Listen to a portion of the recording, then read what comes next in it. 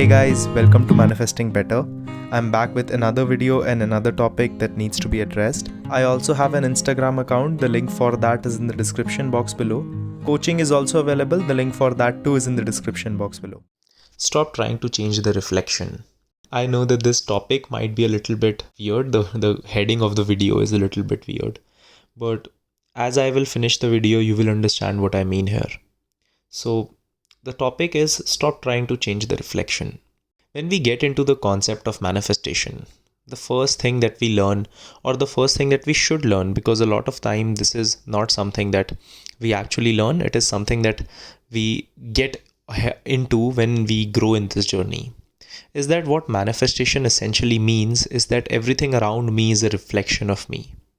Everything around me is reflecting me, who I am, my beliefs about myself, my beliefs about the world, my beliefs about relationship, my mindset about life, my mindset about people, my belief system about a particular person, what I think or don't think, what I do and don't do.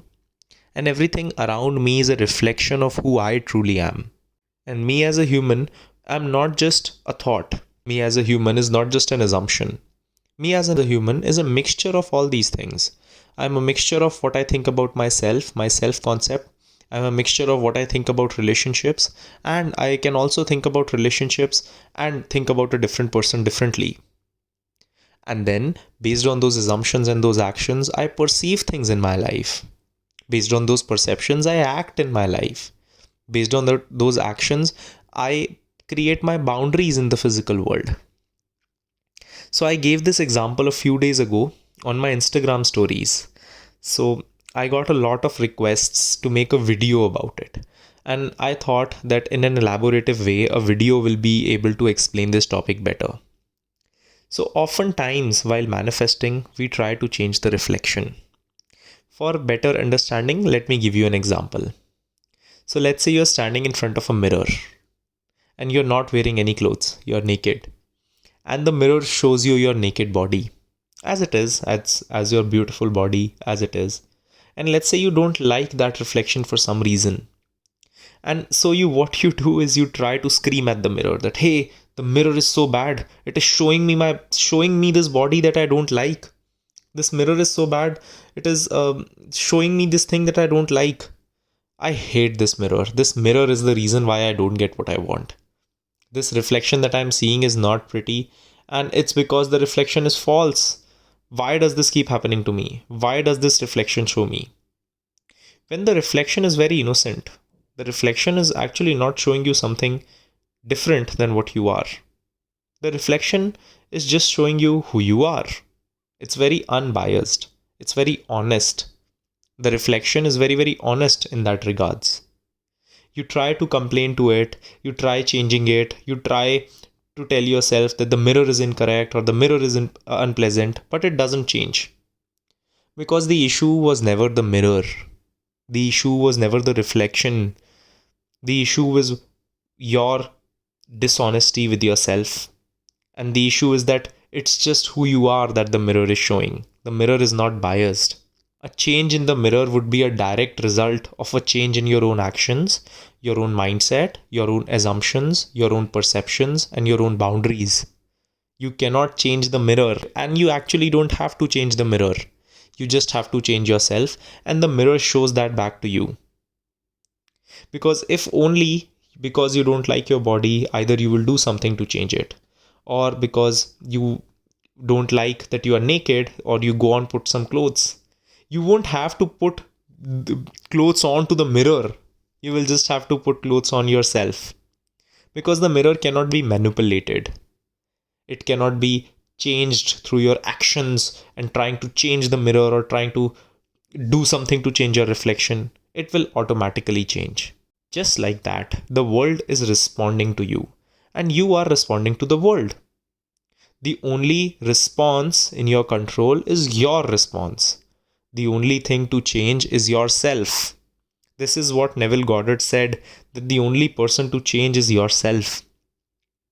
Once you change that response and change your actions along with your beliefs and boundaries all combined, the reflection will show you what you are suited for then. That's why I am so anti-chasing, manipulating or complaining. because they don't do you any good. Because it's just helpful in the moment, because it allows you to play a certain role, the role of someone who gets sympathy.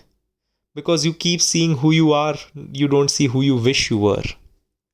Let me give you an example, because this example will tell you how sometimes the mirror is just showing us who we are, not who we want to be.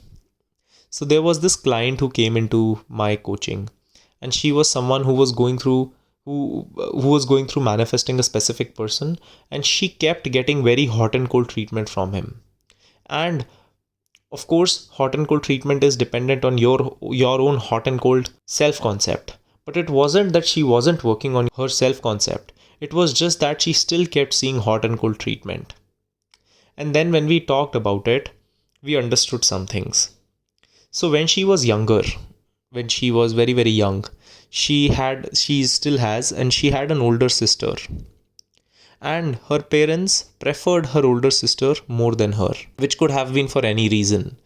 Because the older sister was prettier, the older sister, like according to her parents, the older sister was better academically, the older sister was great at sports, the older sister was the go-getter and everything. And this sister had different interests. She was not so much into studies, but she was very creative.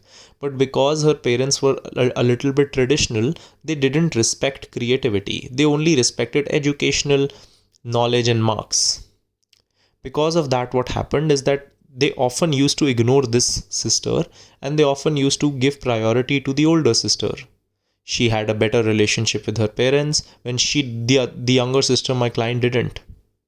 And that pattern became on what she understood her value to be.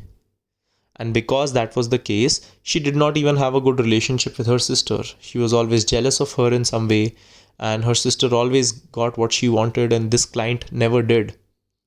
Her sister had the relationships that this client would have wanted, but this client never did.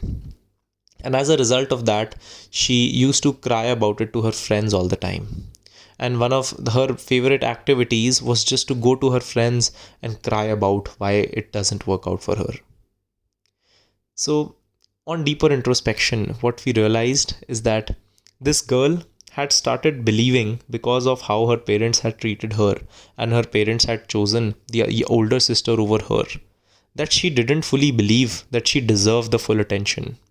She didn't fully believe that she deserved the full love. And because she didn't fully believe that she deserved the full love, she kept manifesting a situation, and she kept sabotaging her life, because every time something fuller used to come to her, she used to run away from it. She used to somewhere sabotage it. She used to somewhere choose emotionally unavailable people, or even with her SP, she used to consistently make sure that she never actually got the full thing, because she kept settling for the hot and cold again and again. Another thing that was there is because this girl had got into a habit, and this became her favorite pastime over the years, to go to her friends and complain about her circumstances. But if she has to complain about circumstances, she needs circumstances to complain about.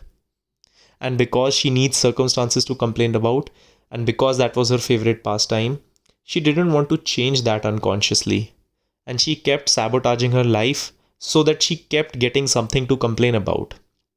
Because she was afraid that if she got successful in relationships, if she got successful with her own life, that the outside friendships will not turn into something good, because they will turn bad, because she isn't a victim anymore, and they won't have anything to talk about.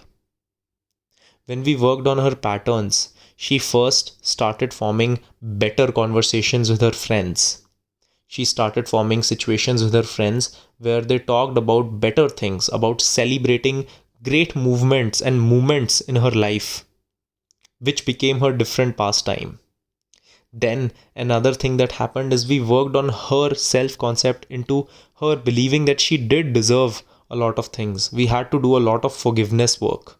We had to do a lot of work on resentment that she had developed with her parents, which she didn't even realize. And eventually she got to a place where she got into manifesting that consistency from her specific person. Although she hasn't fully manifested the marriage yet, she has manifested the relationship. That's how you work on your patterns. That's how you work on your mindset.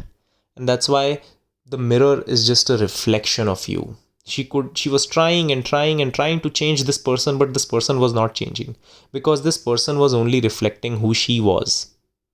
Once she changed who she was, this person also started to change along with her. So don't try to change the reflection, change yourself and the reflection will change. I hope you understood everything in this video, and I will see you guys in the next one. Click the like button if you liked the video. Subscribe and turn the notifications on for more such content. Comment down your video suggestions and I will see you guys in the next one.